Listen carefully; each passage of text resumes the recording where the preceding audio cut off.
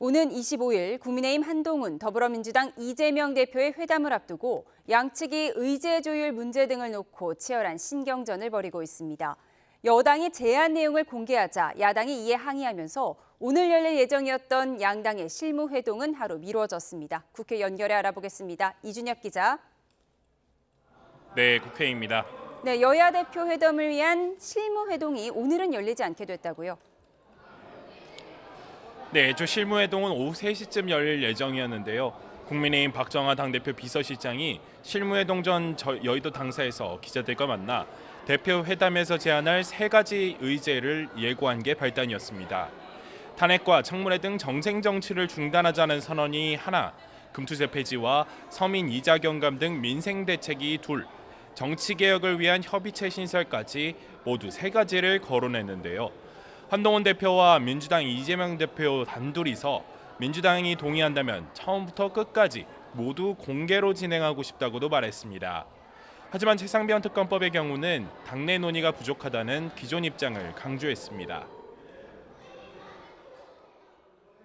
한동훈 대표도 동의하고 이재명 대표도 처음 제안했던 그 성격이나 그 취지가 맞을 것 같아서 가급적 열린 회담을 좀 한번 해보자.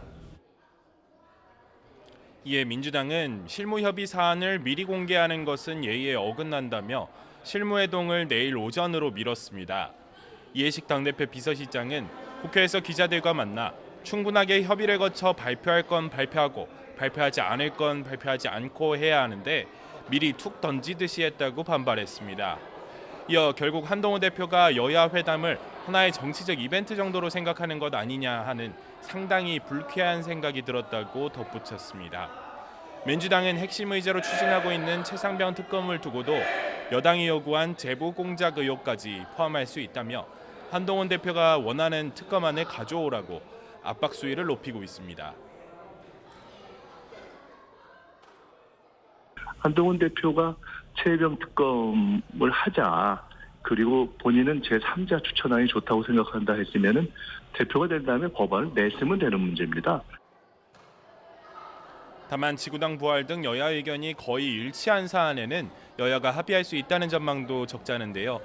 이번이 첫 만남이니만큼 구체적인 사안에 합의하보다는 큰 틀에서의 방향을 확인하는 자리가 될 거라는 관측도 나옵니다.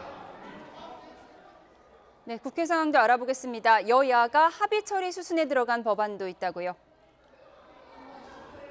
네, 21대 국회에서 이렇게 악관이 강행 처리한 뒤 대통령 거부권 행사로 폐기됐던 전세사기 특별법 개정안입니다. 이후에도 여야 협상이 이어져 왔는데 오전에 국토교통위원회 소위원회에서 합의가 이루어졌습니다. 합의안은 한국토지주택공사 LH가 전세사기 주택을 경매로 낙찰받아 발생한 경매 차익으로 피해자 주거 안정을 지원하는 방안이 담겼습니다. 앞서 야당은 선구제 후회수 방안을 강조해 왔지만 피해자 지원의 범위를 보다 넓힌다는 전제 아래 정부 여당의 경매 차익 지원안을 받아들이며 합의가 성사됐습니다. 대통령이 거부권을 행사한 법안을 지속적으로 주장하는 것에 대해 우리 민주당 의원님들의 많은 고민이 있었다는 말씀드립니다. 피해자 의견이 가장 중요하다고 판단하여 수차례 간담회를 하였고, 오늘 행정안전위원회에서는 세관 마약 수사 외압 의혹 청문회도 진행되고 있습니다.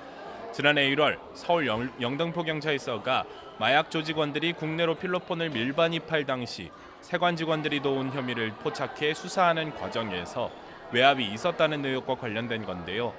야당은 조직적인 수사 무마 압박이 있었는지를 따져 묻고 여당은 야당에 의해 일방적으로 개최가 결정된 부당한 청문회라고 맞서고 있습니다.